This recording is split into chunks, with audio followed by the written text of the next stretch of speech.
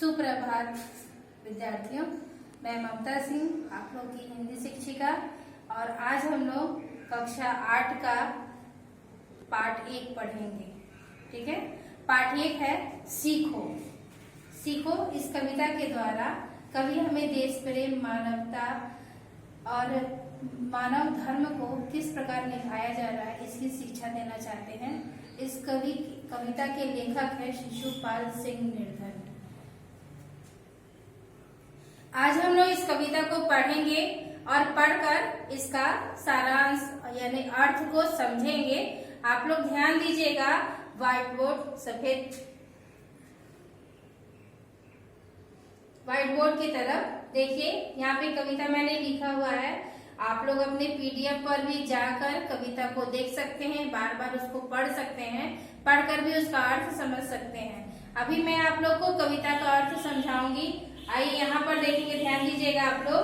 पहला कविता का पंक्ति लिखा हुआ है, तुम श्रम की पूजा करो हमेशा जीवन में, सुख के सपने साकार सभी हो जाएंगे, तुम देश प्रेम की ज्वाला में तपना सीखो, जीवन के सारे क्षण कुंदन बन जाएंगे।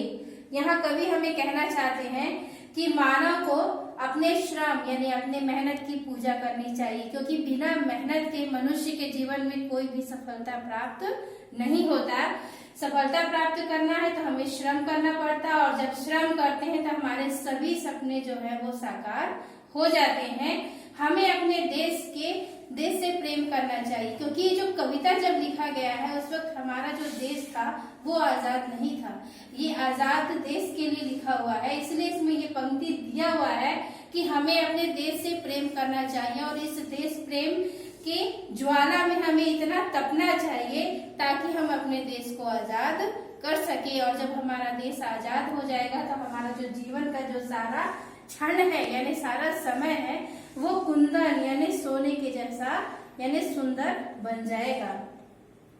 जिसने सब कुछ दे दिया ना उसे दिया दिया। यहाँ शब्द पर ध्यान देंगे, दिया कहते अर्थात कवि कहना चाहते हैं कि जो अभी सब कुछ अपना दे देता उसे भी दिया नहीं कहते। किसी की गिनती होती है और किसी की नहीं होती, यानी जो अपना सर्वस्व भी दान कर देता है फिर भी लोग उसको कि इसने सब कुछ दे दिया ऐसा नहीं कहते, क्योंकि यह दुनिया जो कैसी है वो स्वार्थ भरी है। और यह दुनिया की रीत यानी पुराने समय से ये चला आ रहा है कि जिसे हम जानते हैं उसका यशगान करते हैं, और जिसे नहीं जानते उसका यशगान नहीं करते। क्योंकि बिना तेल पिए वर्तिका अर्थात बाती, जो बाती जलती है तो वो बिना तेल पिए नहीं जलती, उसे जलने के लिए भी तेल का सहारा लेना पड़ता है। तेल अपने आप को सर्वस्व दान कर देता है, पूरा दे देता है बाती को, तभी बाती जलती है। लेकिन लोग क्या कहते हैं कि दिया जल रहा है। यही विचित्र हमारे जीवन की कहानी है। कुछ भी हो तुम मानव बनकर जीना सीखो। मानव बनना यानी कि मानवता के लिए अपना धर्म निभाना। मानव का सबसे बड़ा धर्म होता है परोपकारी होना। तो सिर्फ जन्म ले लिए है इसलिए मानव है ऐसा कभी नहीं सोचना चाहिए, क्योंकि मानव बनकर मानव का धर्म भी अपनाना चाहिए। तो जीवन के जितने अवरोध है ये सारे दम्भ यानी कि घमंड की तरह वो चूर हो जाएंगे। जलना मत सीखो देख किसी के वैभव को। वैभव यानी उन्नति, धन, संपत्ति। हमें किसी के भी धन और संपत्ति को देखकर जलना नहीं चाहिए।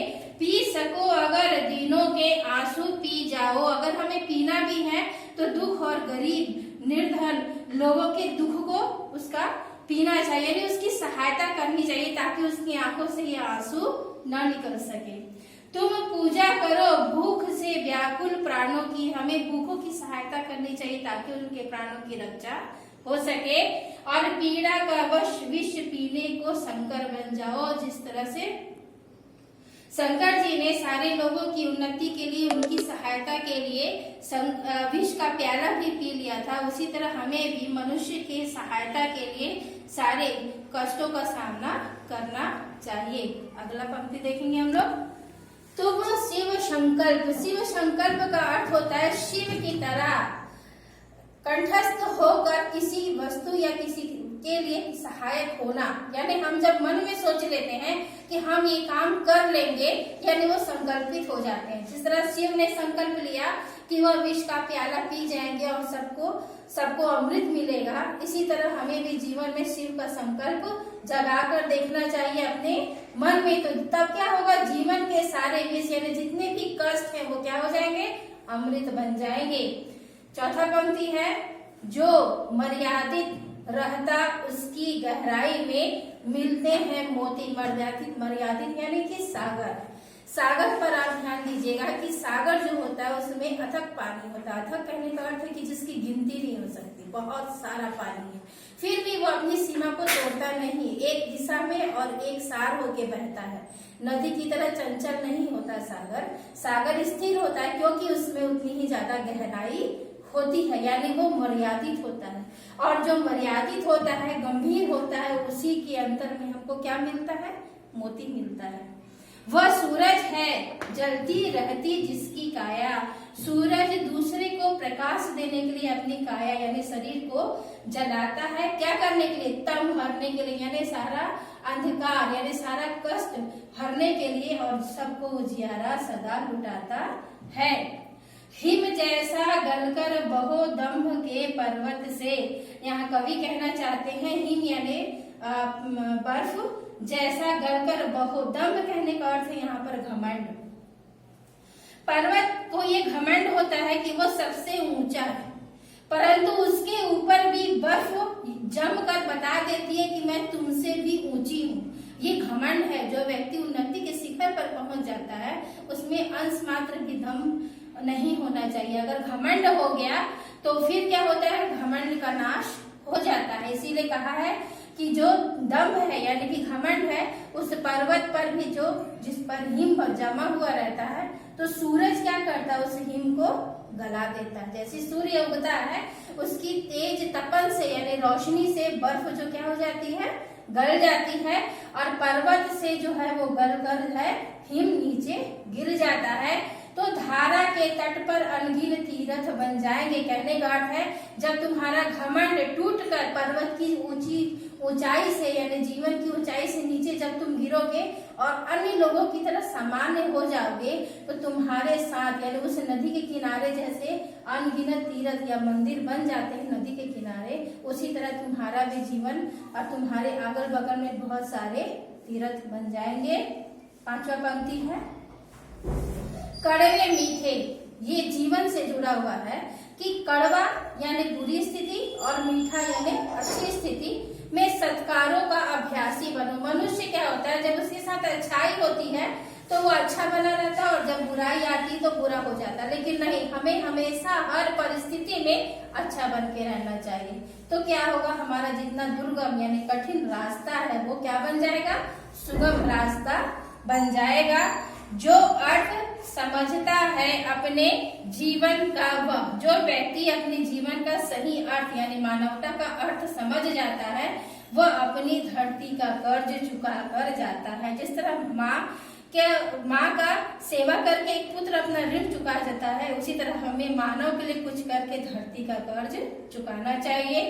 तुम बनकर सुमन कहीं पर खिलना तो सीखो। फूल, सुमन यानी फूल, और इसका अर्थ होता है अपना जो सारा जीवन है वो दूसरे के लिए अर्पित कर देता है।